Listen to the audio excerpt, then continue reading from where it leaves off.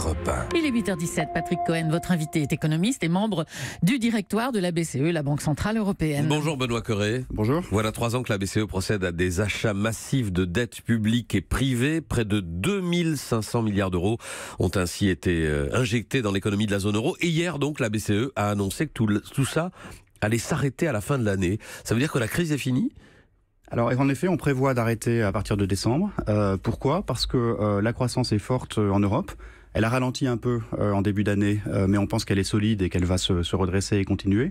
Et parce que l'inflation est en train de revenir vers 2%, ce qui est finalement l'objectif de tout ce qu'on fait. Mais c'était une politique qui marche, vous l'arrêtez ?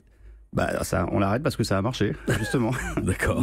Mais on va arrêter les achats d'actifs. 2500 milliards d'euros, c'est pas rien, ça a été très efficace. En revanche, on va garder les taux d'intérêt très bas au niveau actuel, c'est-à-dire près de zéro, au moins jusqu'à l'été, même la fin de l'été 2019. Donc on garde quand même une politique monétaire qui va être qui va soutenir l'économie pendant très longtemps. Des taux d'intérêt que vous n'avez pas bougé, relevé depuis 2011, qui restent donc à ce niveau très bas. Donc ça sera au plus tôt, ça ne remontera pas avant au plus tôt l'été 2019.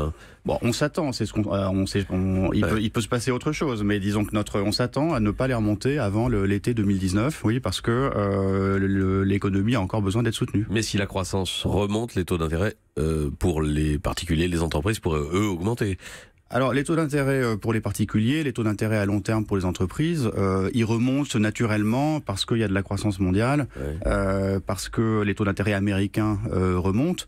Donc ça, il faut s'y préparer, oui. D'ailleurs, les taux d'emprunt de l'État aussi, inévitablement, vont remonter. Il faut s'y préparer. Inévitablement, il faut s'y préparer, dites-vous, donc y compris pour nos crédits à nous, nos crédits immobiliers, par exemple. Oui, mais comme je l'ai dit, pas tout de suite. Et les taux à court terme, ils vont rester très bas, proches de zéro, pendant au moins jusqu'à la mi-2019, pendant très longtemps. Alors, l'état de l'économie mondiale, d'abord celle de la zone euro. Hier, la Banque de France a révisé à la baisse sa prévision de croissance pour 2018, 1,8 au lieu d'1,9. Croissance robuste tout de même, dit la Banque de France. C'est votre analyse aussi, Benoît Cœuré ? Oui, c'est notre analyse. On en a parlé hier à Riga, où on était réunis, où le gouverneur de la Banque de France était. On a tous la même analyse.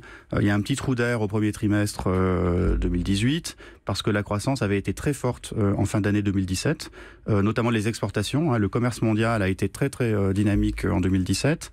Maintenant, ça se tasse, ça se stabilise.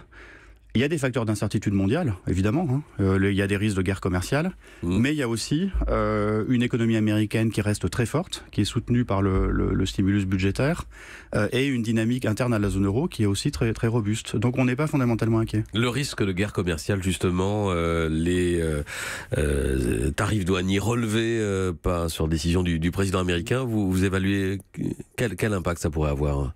Alors, c'est pas dans notre projection économique, parce qu'on ne sait pas encore exactement comment tout ça va évoluer.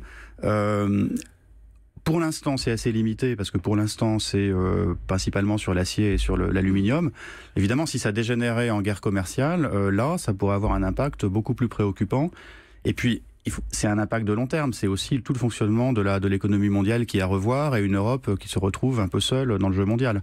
Donc on est plus préoccupé par les conséquences historiques, disons, de long terme, que par l'aspect conjoncturel. Mais on a entendu deux types d'analyses. La première disait finalement ça porte sur des volumes assez faibles dans les échanges transatlantiques entre l'Europe et les États-Unis. Et puis la deuxième analyse, c'est la confiance est rompue d'une certaine façon.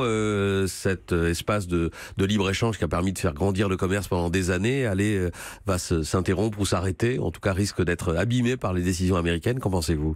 Oui, que la confiance est rompue, c'est un fait, malheureusement. Pas avec les États-Unis en tant que pays, mais avec cette administration-là.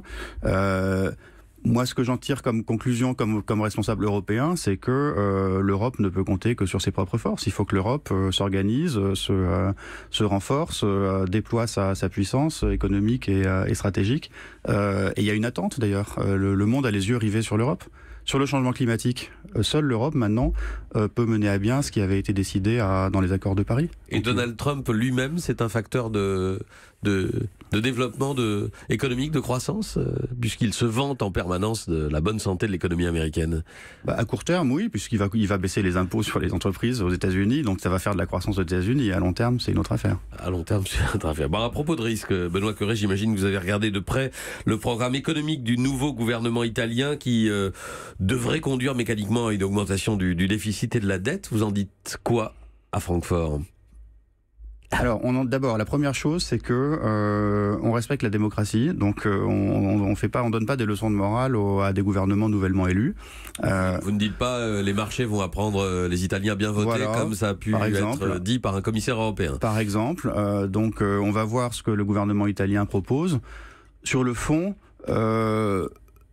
finalement, quand vous regardez la situation de l'économie italienne, les défis auxquels fait face l'Italie sont assez simples. C'est une dette publique qui est très élevée.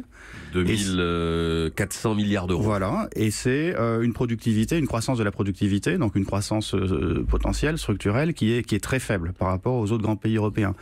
Ça, ce sont deux défis qui n'ont rien à voir avec l'euro, ni même avec l'Europe. Et on va voir ce que le gouvernement italien propose comme solution. Mais il est conscient de ces défis. Ça a été dit par le ministre des Finances, M. Tria, avant-hier. Mais s'il y a un déficit qui dépasse les 5% du PIB ou qui atteint 7%, comme certaines projections peuvent le dire, vous direz quoi? Vous interviendrez? Non, c'est pas vous, forcément. Mais enfin, c'est le pacte de stabilité qui... Oui, les règles budgétaires, c'est à la Commission et aux États de les faire respecter. C'est vrai que nous, on considère à Francfort que ces règles sont importantes parce que l'euro, c'est une communauté, on vit ensemble. C'est comme une copropriété, donc on commence par respecter les règles. Mario Draghi, le président de la BCE, a éprouvé le besoin de rappeler hier que l'euro était irréversible en parlant d'Italie. Pourquoi a-t-il dit cela? Pourquoi a-t-il rappelé cela? Parce qu'il était interrogé là-dessus. C'était une conférence de presse, donc il répond aux questions. Mais c'est vrai que nous on considère que ça n'a pas tellement de sens de disserter sur l'avenir de l'euro ou l'avenir de tel ou tel pays dans l'euro. L'euro, c'est un projet politique, et chaque fois que les chefs d'État européens ont été face à la question de savoir si un pays devait rester dans l'euro, ils ont toujours répondu qu'il fallait garder l'euro tel qu'il est. Et les peuples européens sont pour l'euro. Plus de 70% des Européens sont en faveur de l'euro. Dernière question d'Emmanuel Dutheil, le chef du service économique. Benoît Cœuré, vous êtes français. Mario Draghi doit quitter son poste à l'automne prochain. Vous êtes candidat à sa succession? C'est une question qui est absolument pas d'actualité. C'est pour. C'est ce qu'on dit, ça. Est-ce que le poste vous intéresse? C'est pour octobre 2019 et ça sera décidé a priori au Conseil européen de juin. Est-ce que le poste vous intéresse? C'est pas du tout au centre de mes préoccupations aujourd'hui. Donc il ne vous intéresse pas? J'ai un métier à plein temps. C'est pas le genre de question que je me pose, sachant que ça arrivera si on devait en vous le octobre proposer, 2019. vous l'accepteriez? Reparlons-en dans 6 mois ou dans un an, oui. Donc vous n'êtes pas fermé? Je crois que vous avez tout essayé, Emmanuel Dutheil.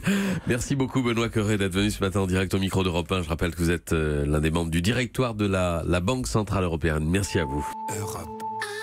Europe 1.